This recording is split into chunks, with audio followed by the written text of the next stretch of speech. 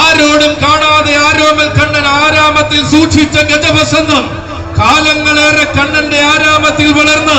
ഒരു നാൾ ജീവിത വിജയത്തിന്റെ സിംഹാസനം ചൂടിയവൻ അരയും തലയും മുറുക്കി പോരാട്ടത്തിന് ഇറങ്ങിയപ്പോൾ അന്നേ വരെ കാണാത്ത പ്രൗഢി കാഴ്ചക്കാർക്ക് സമ്മാനിച്ചവൻ